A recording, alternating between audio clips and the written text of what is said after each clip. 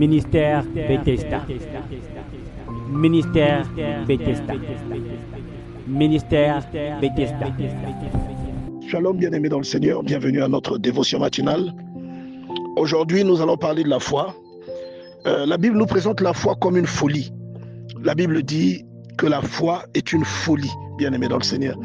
Et donc, j'aimerais vous partager le psaume 27 au verset 3, où il est écrit « Si une armée se campait contre moi, mon cœur n'aurait aucune crainte. Si une guerre s'élevait contre moi, je serais malgré tout plein de confiance. » Et j'aimerais dire que ces paroles-là que vous entendez, le psalmiste proclamé, peuvent ressembler à de l'arrogance ou à une forme de folie. Parce qu'une personne normale avec toute sa conscience, une personne normale avec les pieds sur terre ne peut pas raisonner comme ça. Et c'est d'ailleurs ça, en fait, le but ou le rôle de la foi, c'est de nous déconnecter de la réalité sensorielle. La foi te déconnecte de tout ce qui est sensoriel pour t'emmener dans une vérité spirituelle. En fait, la foi détourne tes yeux de ce qui est humain, de ce qui est physique, pour t'orienter vers ce qui est divin, vers ce qui est spirituel. Si une armée se campait contre moi, mon cœur n'aurait aucune crainte. Ça n'a aucun sens, mais pourtant c'est vrai. Et il y a des gens qui expérimentent ça. Et j'aimerais te dire que les personnes qui expérimentent ça, ce sont des adorateurs, ceux que la Bible appelle les adorateurs, dont il est question dans Jean chapitre 4, les adorateurs. Et je précise, comme j'ai l'habitude de le faire, que les adorateurs, ce ne sont pas des chantres. Parce qu'on a pris vraiment l'habitude de faire ce glissement de sens. Quand on parle d'adoration, on pense que c'est un cantique doux. L'adoration, ce n'est pas forcément un chant. D'accord? L'adoration est une dévotion à Dieu. C'est le fait de donner à Dieu une chose irremplaçable, une chose unique. Le fait de se donner intégralement à Dieu. Et les personnes qui ont cet esprit, je vous assure, pour ces personnes-là, cette réalité est logique. Il y a des gens qui n'ont pas peur des situations. Il y a des gens, quand vous lui donnez un diagnostic, il n'est pas troublé. Vous pouvez avoir l'impression qu'il est fou. Mais c'est à cause de la foi qu'il a. Regardez ce que le psalmiste dit à la suite au verset 4. Il dit « Je demande à l'Éternel une chose que je désire ardemment. » Donc il dit qu'il demande une chose à Dieu et cette chose-là, il la désire avec ardeur. Et devinez cette chose, c'est quoi? C'est pas l'argent, c'est pas la richesse, c'est pas la longue vie, c'est pas la gloire, c'est pas le succès, c'est pas la célébrité. Voilà une chose qui brûle dans le cœur de quelqu'un, une chose que la personne demande avec ardeur à Dieu. Et devinez cette chose, c'est quoi? 2 points. Je voudrais habiter toute ma vie dans la maison de l'Éternel. Ah, bien aimé. Donc voilà la chose, lui, qui le tourmente, la chose qui le préoccupe, la chose qu'il voudrait le plus obtenir dans sa vie, c'est d'habiter dans la maison de l'Éternel. Et bien entendu, vous comprenez que ce n'est pas une maison, c'est la présence de Dieu. Voilà ce qu'on appelle un adorateur. Lorsque vous atteignez ce niveau je ne sais pas, d'amour, ou je ne sais même pas comment appeler ça, lorsque vous atteignez ce niveau d'intérêt pour Dieu, même si on vous pointe une arme, vous n'aurez pas peur. Vous pouvez dire, c'est-à-dire vous pouvez demander à la personne de tirer. Vous comprenez? Vous pouvez demander à la personne de tirer. Je demande une chose à l'Éternel que je désire ardemment. Je voudrais habiter toute ma vie dans la maison de l'Éternel pour contempler la magnificence de l'Éternel et pour admirer son temple. Vous voyez, c'est ce que moi j'appelle la contemplation. Parfois, vous êtes là, vous ne chantez pas, vous ne priez pas, mais vous êtes en train d'admirer Dieu. Je ne sais pas comment vous décrire ça. Vous êtes en prière. Mais ce ne sont pas les phrases qui sortent, mais vous pensez au bienfait de Dieu, ou encore vous lisez un psaume, et ça vous transporte. C'est un degré de confiance qui va naître en vous. C'est un degré de foi qui va naître en vous, que l'on appelle une foi à toute épreuve. C'est-à-dire c'est une foi qui ne faillit pas. Et ça va tellement vous connecter à Dieu que les choses que vous allez déclarer, vous les verrez s'accomplir. Vous devenez une personne à l'écart. Vous voyez comment le tabernacle était à l'écart dans le désert. Vous devenez ce genre de personne. Pourquoi le tabernacle était emmené à l'écart du camp? C'est parce qu'il était consacré que Dieu se manifestait là. Et c'est la même chose qui se produit dans la vie d'une personne qui manifeste qui expérimente ce niveau de foi ou ce degré de foi. En disant, car il me protégera dans son tabernacle au jour du malheur.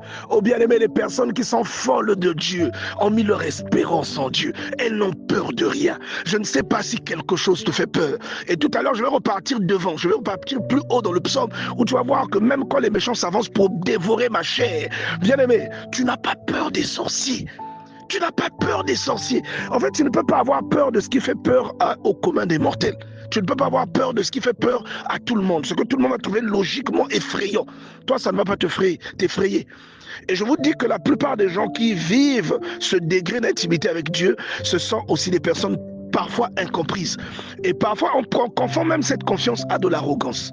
Vous voyez, j'aimerais vraiment que quelqu'un comprenne de quoi il est question ici. J'aimerais que Dieu donne cette foi à quelqu'un, que Dieu suscite cette foi à quelqu'un bien-aimé dans le Seigneur. Moi, que même parfois dans des rêves, lorsque tu arrives à développer, à atteindre ce niveau de foi, à atteindre cette folie, ce type de foi que les gens vont comparer à de la folie, c'est à un point que même dans un rêve, si un mauvais esprit vient pour te terroriser, en fait, c'est toi qui le terrorises. C'est à un point que dès que tu vois le mauvais esprit, tu prends une attitude de défiance pour dire au mauvais esprit de venir. Tu le terrorises, tu deviens fou. Regarde ce qu'il dit au verset 2. Il dit, je vous avais dit que j'allais remonter au verset 2 pour vous lire en détail. Il dit, quand les méchants s'avancent contre moi pour dévorer ma chair, ce sont mes persécuteurs et mes ennemis qui chancellent et tombent. Mais comment une parole puissante, regardez, cette parole bien-aimée, qu'est-ce qu'elle peut provoquer en vous? Quand les méchants s'avancent contre moi pour dévorer ma chair, ce sont mes persécuteurs et mes ennemis qui chancellent et tombent. Comment moi je vais lire une telle parole et je vais avoir peur d'un sorcier, peur d'un magicien, peur du vaudou? Comment? Ça n'a aucun sens. Ça n'a aucun sens. Parce que l'Éternel est le soutien de ma vie. Je ne peux pas avoir peur de quelqu'un. Et c'est là que vous voyez des personnes qui, en fait, leur foi est devenue beaucoup plus grande même que la peur de la mort. Déjà, je vous ai déjà expliqué qu'une personne qui croit réellement en Dieu, qui a compris pourquoi elle est née et ce qu'elle est venue faire sur terre, ne peut jamais avoir peur de la mort. Jésus est mort à 33 ans. Est-ce que vous voyez ça? Il a tout accompli. Il a dit à la croix, tout est accompli. Donc l'âge n'est qu'un chiffre. Est-ce que vous comprenez? Il n'a pas peur des circonstances par lesquelles il va passer, il va affronter la mort. L'apôtre Paul, on l'a décapité. Jacques, on lui a coupé la tête. Tu vois, le plus important pour une personne qui croit, une personne qui développe la foi, le plus important pour cette personne, c'est l'espérance. C'est ce qui l'attend de l'autre côté. Est-ce que vous voyez? C'est là que vous pouvez voir Paul dans Philippiens dire, je suis pressé, je ne sais pas. Je ne sais pas s'il faut que je m'en aille de l'autre côté ou s'il faut que je demeure encore avec vous dans la chair à cause de l'évangile. Une personne qui a la foi en Dieu est une personne qui ne raisonne pas comme le commun des mortels. C'est une personne qui a un raisonnement différent. Et vous allez souvent trouver même que ce raisonnement n'est pas logique. Il a des analyses illogiques, pas selon l'esprit, mais selon la chair. Quand vous verrez sur la chair, les analyses seront illogiques. Jésus qui dit, mangez ma chair et buvez mon sang. Les gens disent, mais il est fou. Vous voyez? Donc, comment quelqu'un qui lit cette parole peut passer à côté d'une telle révélation, d'une telle puissance? Je t'encourage, bien-aimé, à rechercher le Seigneur. Va dans la direction, bien-aimé, de la méditation. Profite de ce programme de jeûne et prière afin de construire une relation solide, de retourner là où le Seigneur t'avait consacré, de repartir dans ce que tu pratiquais, ce que le livre d'Apocalypse appelle les premières œuvres. Repars vers ces choses, bien-aimé, et tu verras que les gens auront l'impression que tu n'es pas un chrétien commun. Tu es un chrétien qui n'est un genre de chrétien qui n'est pas répandu. C'est-à-dire que tu es un genre de chrétien qu'on ne voit pas partout. Tu vois, il y a chrétien et chrétien. Et toi, tu es un chrétien particulier. Parce que ce que tu déclares arrive. Parce que tu n'as pas peur des situations que tu croises. Pourquoi? Parce que tu sais que la vie d'un être humain se trouve entre les mains de Dieu. Vous voyez, le Seigneur t'a dit dans le psaume 139 que tous les jours de ta vie étaient inscrits dans son livre avant qu'aucun d'eux n'existât. Et dans Jérémie chapitre 1 verset 5, le Seigneur te rappelle Une chose importante, il dit, avant que je ne fusse formé dans le sein de ta mère, je te connaissais. Et avant que tu ne fusses sorti de son ventre, je t'avais consacré. Une personne qui marche avec ses principes, c'est où elle va. Elle n'a peur de rien. Elle sait que sa vie est entre les mains de Dieu. Elle sait que sa marche va avoir de l'impact. Et elle sait qu'elle se repose non sur ses efforts personnels, mais sur le Seigneur. Je prie pour que le Seigneur t'ouvre la compréhension à cette écriture et que ce programme de prière soit une bénédiction pour toi et ta famille. Que Dieu te bénisse.